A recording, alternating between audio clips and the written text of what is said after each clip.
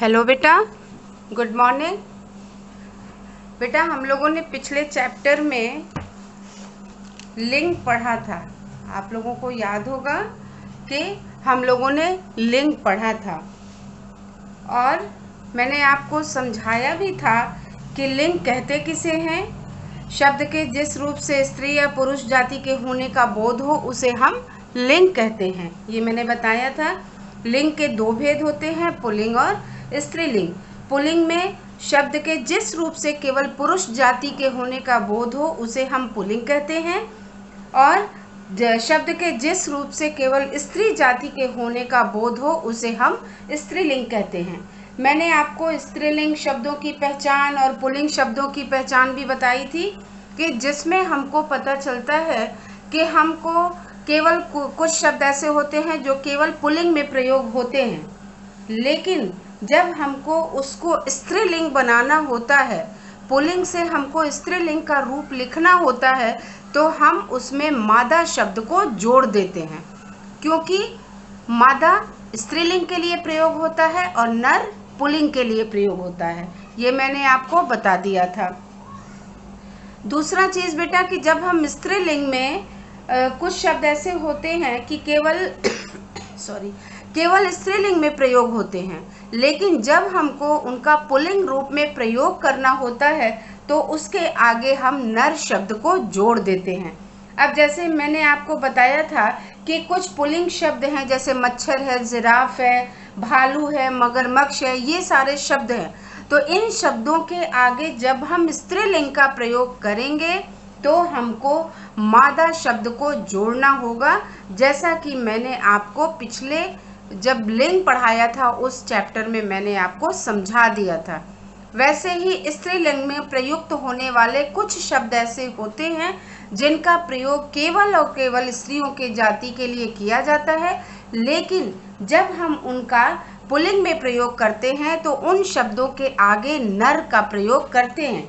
अब जैसे देखो, लोमड़ी है, लोमड़ी हमेशा स्त्रीलिंग में प्रयोग होता है, लेकिन जब हमको उसका पुल्लिंग रूप प्रयोग करना होगा तो नर लोमड़ी और मक्खी के प्रयोग में नर मक्खी, छिपकली के प्रयोग में नर छिपकली लगाना होगा, क्योंकि हम ऐसे ही पहचान करते हैं। तो ये तो बेटा समझ में आपको आ गया होगा। अब हम आगे पढ़ेंगे वचन। जैसा मैंने आपको लिखा है वचन। वचन कहते किसे हैं, पहले आपको ये समझना होगा कि वचन कहते किसे हैं, वचन है क्या। अब जैसे देखो, वचन है क्या, सबसे पहले हम ये समझेंगे कि वचन है क्या। अब जैसे मैंने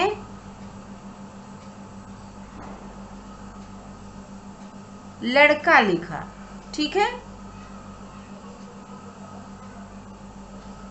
लड़के लिखा, तो ये जो है लड़के और लड़का मैंने लिखा है, इससे आपको लगेगा कि अगर लड़का लिखा है तो किसी एक लड़के के लिए, लेकिन लड़के लिखा है तो बहुत सारे लड़कों के लिए बात हम यहाँ करेंगे। अब जैसे हम एग्जाम्पल में दे रहे हैं कि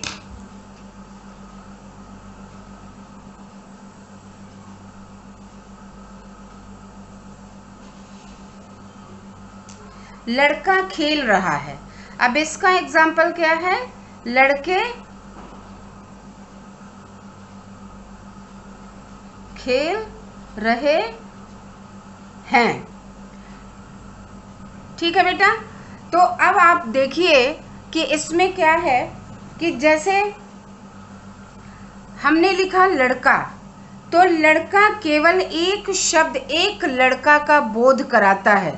लड़का शब्द केवल एक लड़के का बोध कराता है, लेकिन लड़के शब्द जो हैं वो बहुत सारे लड़कों का, बहुत सारे बच्चों का बोध कराता है। अब जैसे बालक खेल रहे हैं, बालक खेल रहे हैं तो बालिकाएं खेल रही हैं, बालिका खेल रही है, बालिकाएं खेल रही हैं।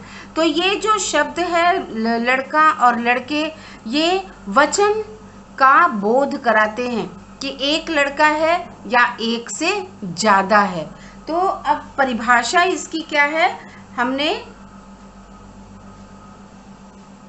परिभाषा में इसको जाना कि शब्द के जिस रूप से शब्द के जिस रूप से संख्या का बोध होता है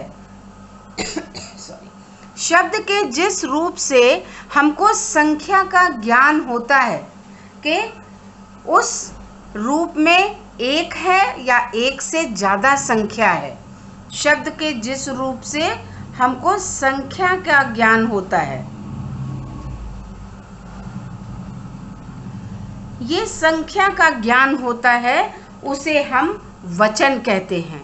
वचन में हमेशा संख्या के माध्यम से हमको बोध होता है। अब जैसे आपने देखा कि वचन क्या, हमने सबसे पहले आपको एग्जाम्पल बताया लड़का और लड़के के माध्यम से। लड़का खेल रहा है, लड़के खेल रहे हैं। आपने यहाँ लड़का अगर है, हमने यहाँ बताया कि परिभाषा में संख्या का ज्ञान महत्वपूर्ण है।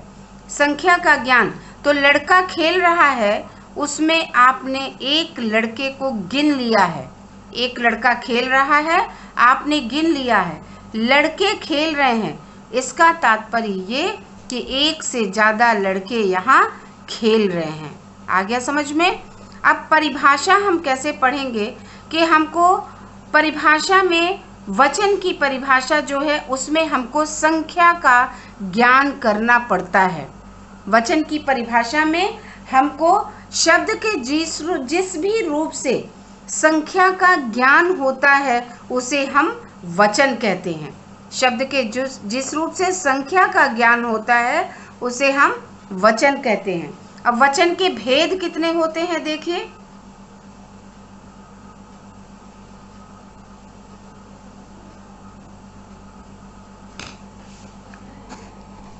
बेटा वचन के जो भेद हैं वो वचन के दो भेद होते हैं, दो प्रकार होते हैं। पहला एक वचन,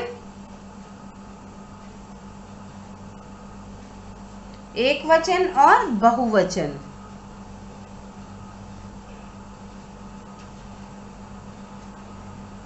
एक वचन और बहुवचन। अब आपको जो है, आपने जो वचन के भेद पढ़ा कि दो प्रकार के होते हैं, तो एक वचन और बहुवचन। एक वचन में केवल एक व्यक्ति, एक वस्तु, एक ही पदार्थ का बोध होता है। अब एक वचन में क्या होता है? एक वचन की परिभाषा क्या है? एक वचन में हम केवल शब्द के जिस रूप से किसी एक ही व्यक्ति, किसी एक व्यक्ति,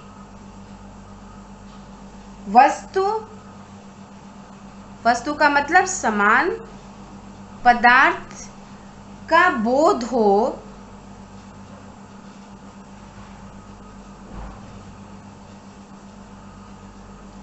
अब देखो एक वचन किसी एक व्यक्ति, वस्तु, पदार्थ का बोध कराता है। एक वचन केवल किसी एक व्यक्ति, वस्तु, पदार्थ का बोध कराता है, उसे हम एक वचन कहते हैं। अब जैसे क्या है देखो, बिल्ली,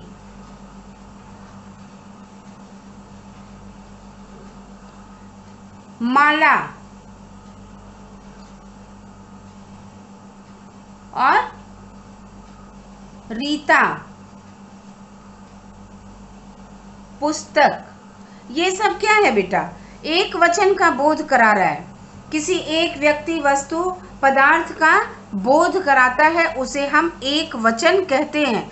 अब जैसे केवल हम बिल्ली कहे हैं, अगर बहुत ज़्यादा बिल्ली है, वहाँ बिल्लियाँ बहुत ज़्यादा, तो हम बिल्लियाँ का प्रयोग करेंगे, बिल्लियाँ। माला, हमने एक माला का प्रयोग किया। रीता एक लड़की का नाम है और पुस्तक एक वस्तु है। तो ये जो है किसी एक व्यक्ति, वस्तु, पदार्थ का बोध कराता है, उसे हम एक वचन कहते हैं, जिसमें केवल एक ही वस्तु, एक ही पदार्थ, एक ही व्यक्ति का बोध होता है केवल। अब जैसे लड़का खेल रहा है, किसी एक लड़के का, हमने आपको परिभाषा बताया ना कि लड़का खेल रहा है, तो एग्जाम्पल में जो दिया कि केवल एक लड़का है, यहाँ लड़का खेल रहा है मतलब केवल एक लड़का, तो ये एक वचन हो जाएगा।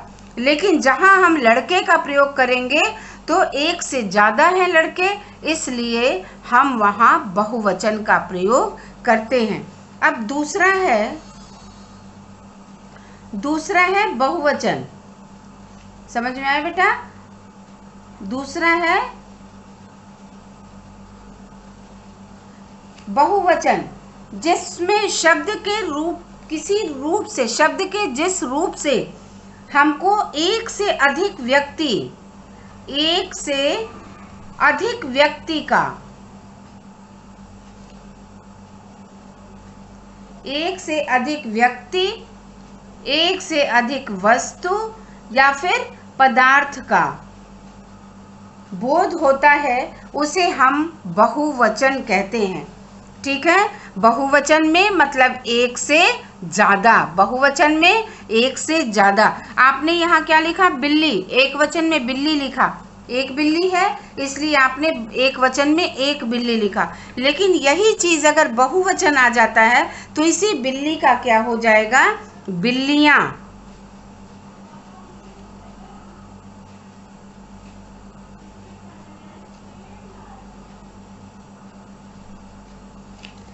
अब इसका माला का क्या हो जाएगा? मालाएं। मछली का क्या हो जाएगा? मछलियां। ठीक है? तो ये बहुवचन का रूप है, ये बहुवचन का रूप है। अब जैसे एक लड़का खेल रहा है, मैंने आपको बताया कि एक लड़का खेल रहा है, तो एक लड़का एक वचन में आएगा, रीता एक वचन में आएगी। ठीक है? पुस्तक एक वचन में आएगा। लेकिन अगर बहुत सारे बच्चे हैं तो हम कहेंगे कि बच्चे खेल रहे हैं, बच्चा खेल रहा है एक वचन, बच्चे खेल रहे हैं बहुवचन। ठीक है? तो ये जो है वचन के भेद हैं। वचन के दो भेद होते हैं। मैंने आपको बताया, परिभाषा बताया कि वचन में संख्या का ज्ञान होता है। वचन के दो भेद होते हैं, दो प्रकार होते हैं, एक वचन और बहुवचन। एक वचन की परिभाषा है कि शब्द के जिस रूप से किसी एक व्यक्ति, वस्तु, पदार्थ का बोध होता है उसे हम एक वचन कहते हैं। और बहुवचन का जो परिभाषा है वो क्या है कि शब्द के जिस रूप से एक से अधिक व्यक्ति, वस्तु या पदार्थ का बोध होता है उसे हम बहुवचन कहते हैं।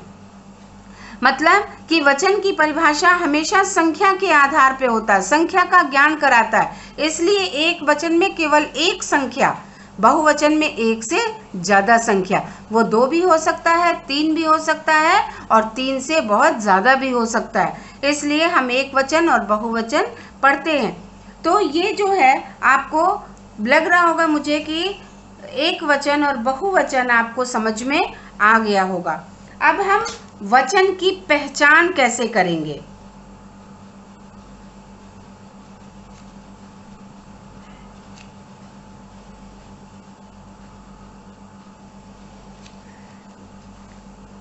वचन की पहचान 2 आधारों पे की जाती है।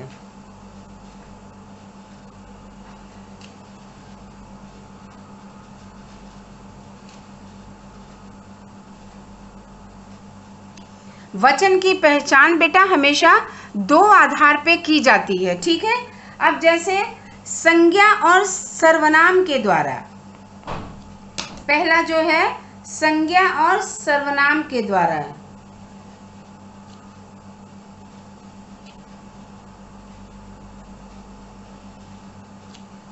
संज्ञा या सर्वनाम के द्वारा।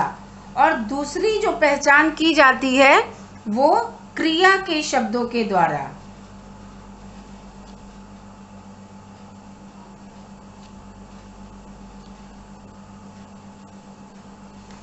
तो संज्ञा या वचन की पहचान जब हम कैसे करेंगे? 2 आधार पे की जाती है, संज्ञा या सर्वनाम के द्वारा और फिर क्रिया शब्दों के द्वारा। अब एक वचन और बहुवचन, हम जब वचन की पहचान करेंगे तो एक वचन और बहुवचन के माध्यम से कैसे करेंगे? देखो, अब जैसे हमने यहाँ लिख दिया एक वचन और यहाँ लिखा बहुवचन।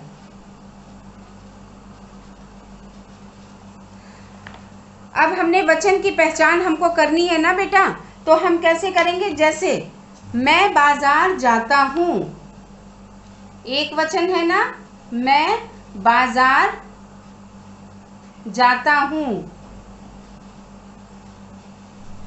अब बहुवचन में वही चीज क्या हो जाता है, हम बाजार जाते हैं।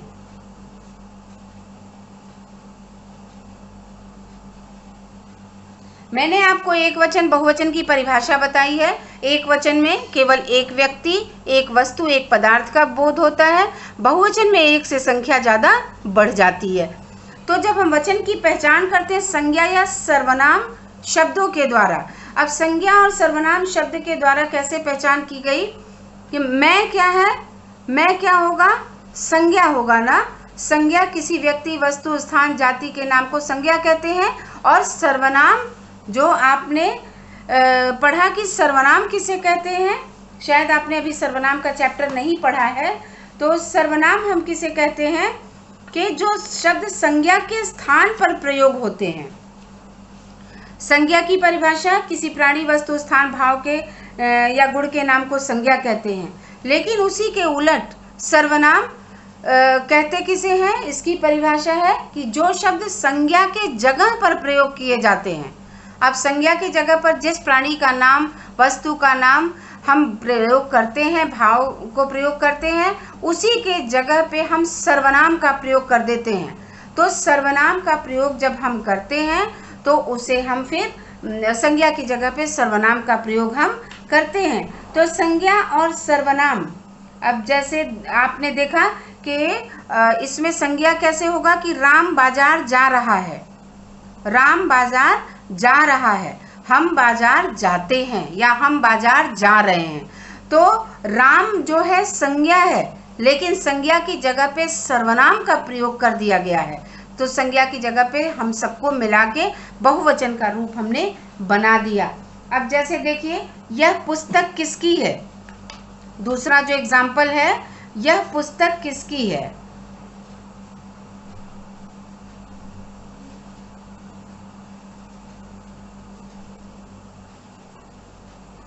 ये पुस्तकें किसकी हैं, ये पुस्तकें किसकी हैं। तो ये क्या है, ये जो है संज्ञा और सर्वनाम शब्द के द्वारा हम इसकी पहचान करते हैं कि संज्ञा के जगह पर हम जब सर्वनाम शब्द का प्रयोग करते हैं तो हमको समझ में आ जाता है। तो ये वचन जो है बदल जाता है, ठीक है, एक वचन से बहुवचन के रूप में यह का ये हो जाता है, ठीक है, मैं का हम हो जाता है। हम का मतलब सभी लोगों के लिए प्रयोग होता है, तो ये बहुवचन का एक रूप है।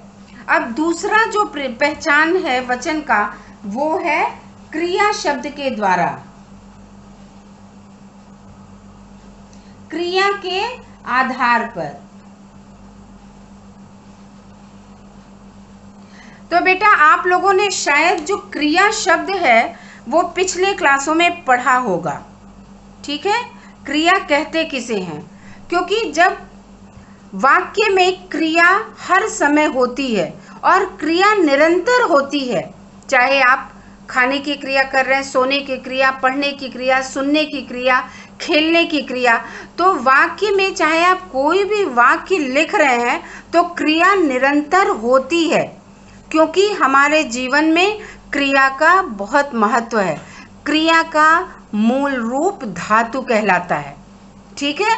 और वाक्य में क्रिया हर समय होती है, हम हर समय क्रिया करते हैं। हम इस समय बोलने की क्रिया कर रहे हैं, जब तक आपके पास ये वीडियो पहुंचेगा आप सुनने की क्रिया करेंगे। तो मेरे जीवन में, हमारे जीवन में, हम सबके जीवन में क्रियाएं निरंतर होती रहती हैं। तो अब जैसे हम क्रिया की पहचान कैसे करते हैं, कुछ शब्द जो होते हैं एक वचन और बहुवचन में समान रहते हैं। अब हम इसका जो पहचान है कैसे क्रिया शब्द के द्वारा करते हैं। एक वचन बहुवचन में कुछ शब्द एक समान रहते हैं। अब जैसे आप देखिए, एक वचन बहुवचन, अब क्रिया, अब इसमें मैंने आपको क्रिया कैसे बताया, जाना, जाना क्रिया है ना, कहीं जा रहे हैं तो जाने की क्रिया कर रहे हैं, बच्चा जाने की क्रिया कर रहा है, हम सब जाने की क्रिया कर रहे हैं, ठीक है। तो अब इसमें क्रिया के आधार पर जो पहचान बताने जा रहे हैं हम आपको। अब जैसे हमने बताया ना कि कुछ शब्द जो होते हैं एक वचन और बहुवचन में समान रहते हैं, एक ही समान रहते हैं, वो एक ही तरह के प्रयोग में आते हैं। जैसे छात्र शब्द है, ये एक वचन में भी प्रयोग होता है और बहुवचन में भी प्रयोग होता है। मोर है, पक्षी है। अब ये एक वचन और बहुवचन में भी प्रयोग होता है, ठीक है। उसी तरह अब जैसे एक वचन में कैसे प्रयोग होगा देखिए आप, जैसे छात्र पढ़ने जाता है।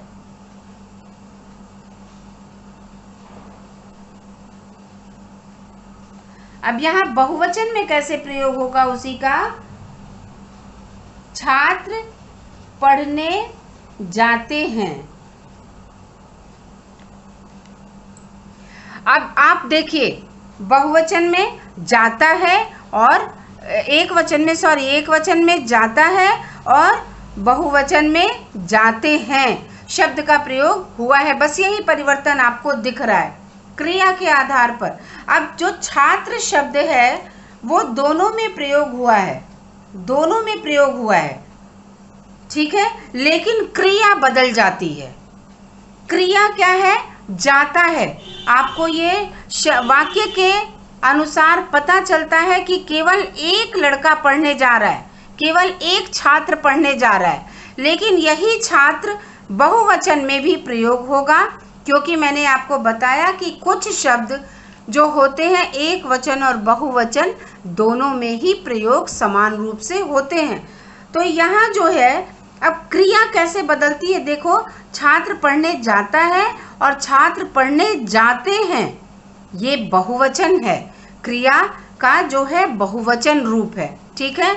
ये क्रिया का एक वचन रूप है और ये क्रिया का बहुवचन रूप है। तो क्रिया के आधार पर आपको समझ में आ गया।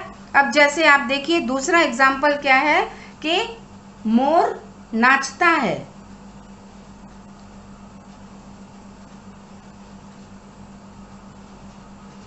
मोर नाचते हैं।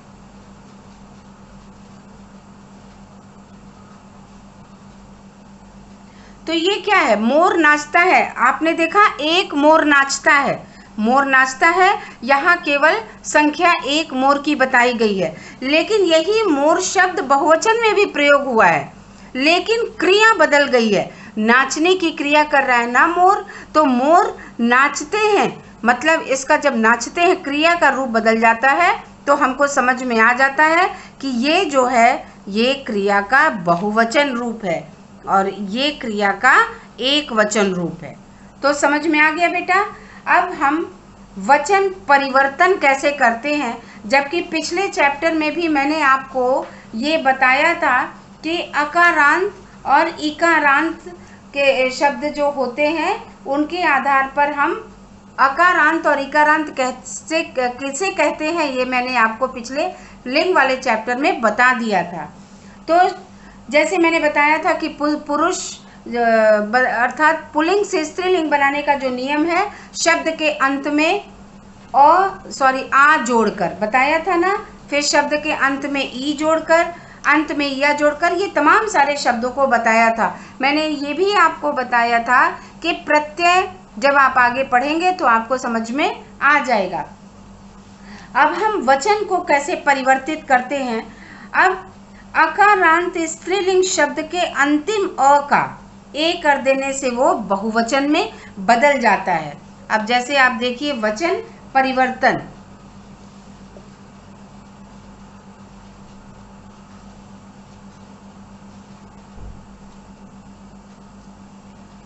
वचन का परिवर्तन कैसे करते हैं, एक वचन और बहुवचन का।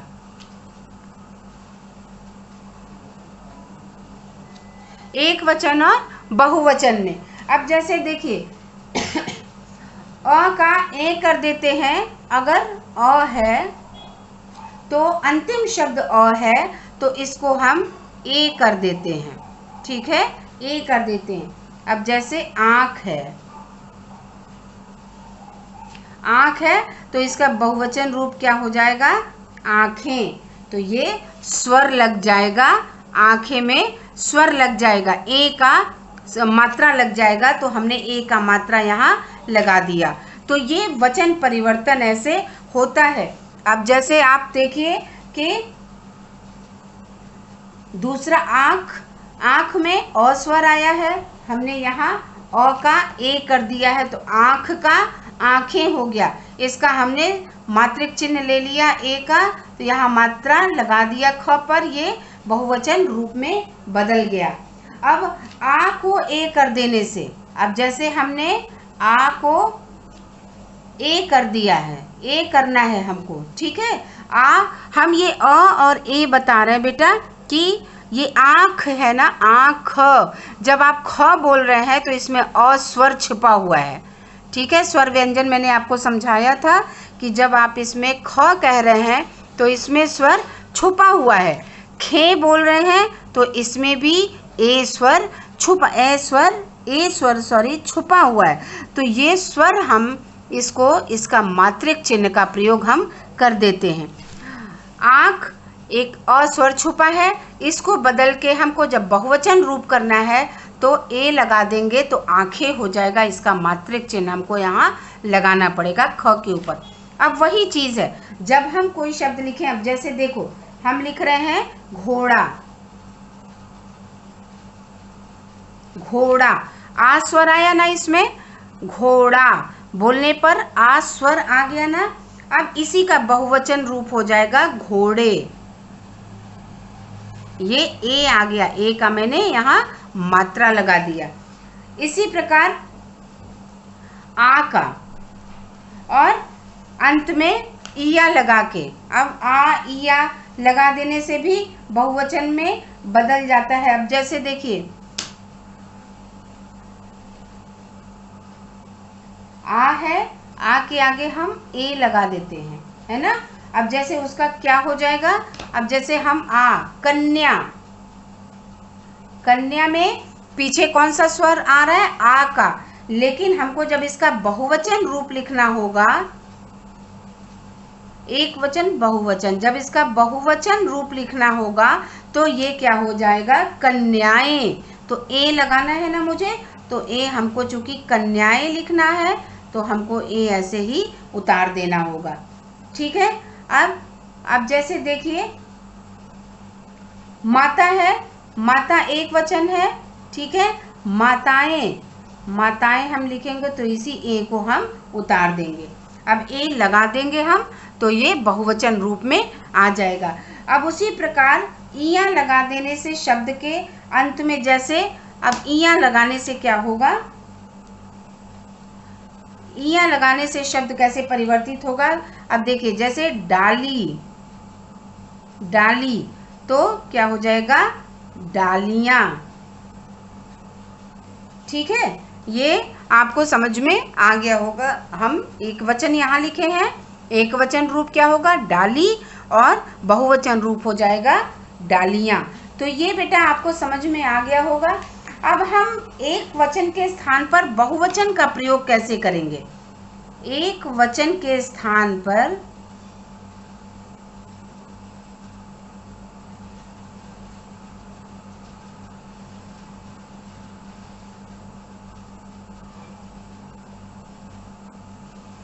एक वचन के स्थान पर बहुवचन का प्रयोग। अब जैसे हम जिसको हम सम्मान देना चाहते हैं, अब हम आपको बता रहे हैं ना कि एक वचन के स्थान पर बहुवचन का प्रयोग कैसे करते हैं। हम आदर व्यक्त करने के लिए, आदर या सम्मान,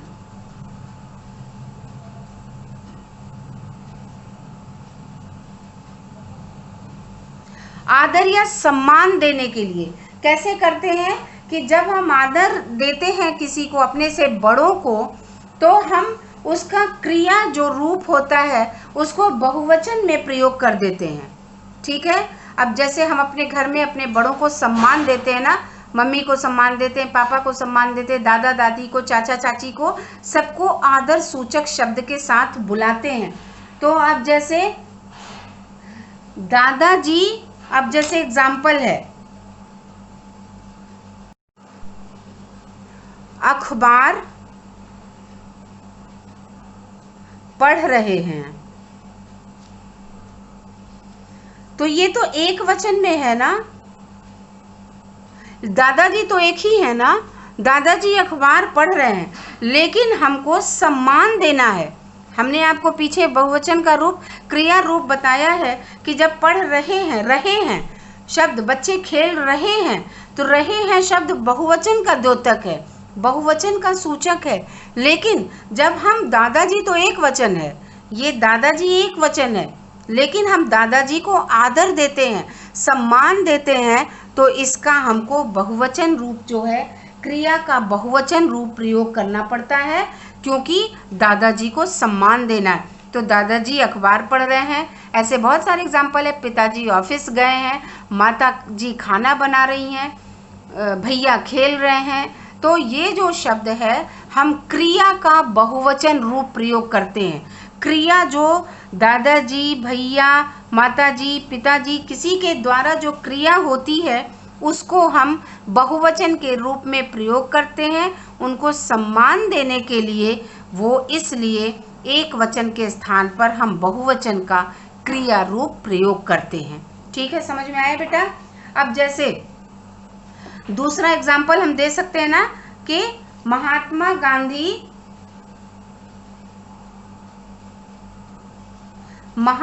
गांधी महान व्यक्ति थे।